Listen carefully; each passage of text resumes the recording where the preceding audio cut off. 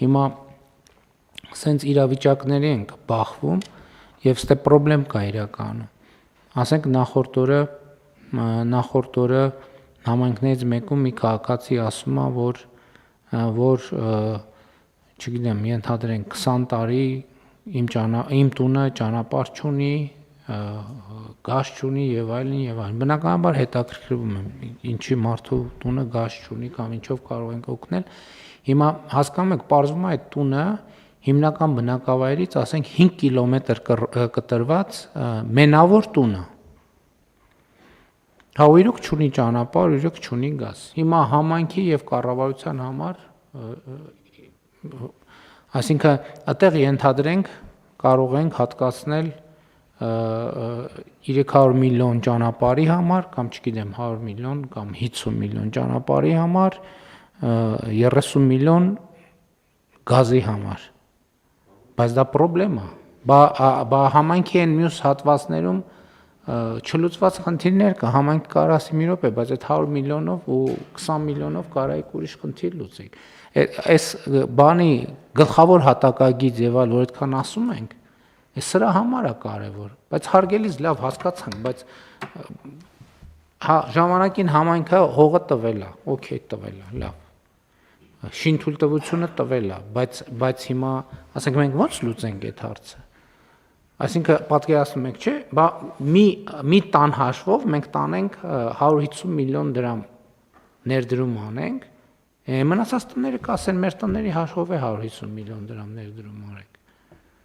Ավելի լավ է մենք բանը գերակա շահ ճանաչենք այդ տունը, առնենք տանք, մարդուն ասենք գնացեք միտեղ ուրիշ տեղ բնակարան ձեռք բերեք եւ այլն։ Ավելի ժան կնստի մեր վրա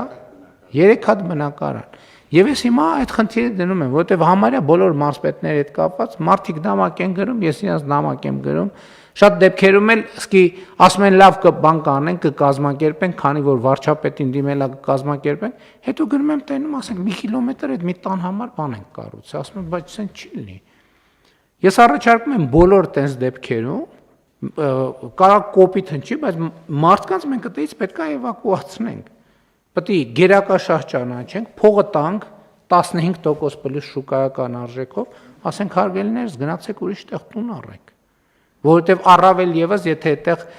գլխավոր հատակագծով պարզվում է, որտեղ թաղամասի կառուցում, հա եթե գլխավոր հատակագծով գիտենք, որտեղ բնակելի թաղամաս է կառուցվելու, հա, էլի արդարացված է, հիմա մեկն է, գիտենք հետագայում եւս 300 տուն լինելու է, բայց եթե տունը մենավոր է լինելու, կներեք, դա վատնում է միջոցների, որ մենք այդքան միջոցը ծախսենք, շատ հարգելի, հա մարդը վատ վիճակում է, բայց ասում եմ, բոլոր այս դեպքերում ես առաջարկում եմ ուղղակի որոշում կայացնենք, այնտեղ որտեղ անտրամաբանական կտրվածություն կա, ուղղակի մարդկանց այդ փողը տանք, առնենք իրանց տանք գումար, ասենք գնացեք ուրիշ տեղ տուն առեք, բնակավայրի ներսում կամ գնացեք կառուցեք, որտեղ այդ գազը եւ այլն կա։ Կարող ենք պայմանավորվել, որ այնտեղ որտեղ հնարավոր է, ձեռք բերված բնակարաններ նայենք, ուրիշ ինչ նպատակի կարանք օգտագործենք։ Չենք կարող օգտագործել, պետքա բան անել, ոչ մի բան չանել, այսինքն պետքա դեմոնտաժ անել, ինչի, որովհետև հաջորդիվ կարա այդ տանը հայտնվի ուրիշ ընտանիք, որը էլի նույն խնդիր առաջ քաշի, որը մեզ համար էլի խնդիր է։ Այն ավելի լավ է պարոն Գրիգորյանի ասած այն 2-3 տան գումարը ծախսենք, որ կոնկրետ խնդիր լուծենք, քան սենց լինի։ Ես ցավում եմ շատ, բայց ես հասկանում եմ, որ նաև դե մարդը նամակա գրել, ես էլ ասում եմ, տեսեք, պաշտոնյաներ կան, որ ասում են սենց խնդիրն է, պաշտոնյաներ կան, որ ասում են լավ դե գնանք ինչ որ լուծում, նո իհարկե պարզա 5 կիլոմետր բան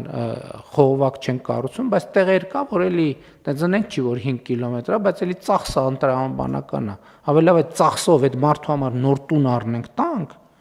քան թե մենք այդքան ծախս անենք, գնանք տենց խնդիրներ լուծենք։ Եվ այս առումով է, մարդիկ պետքա այս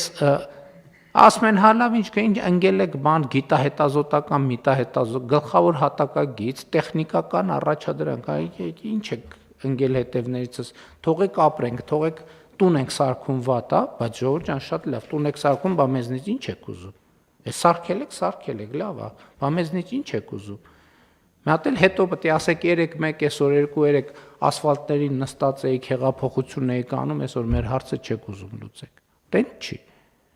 Ի վերջո պետք է մի քիչ պետական տրամաբանության մեջ մտնենք։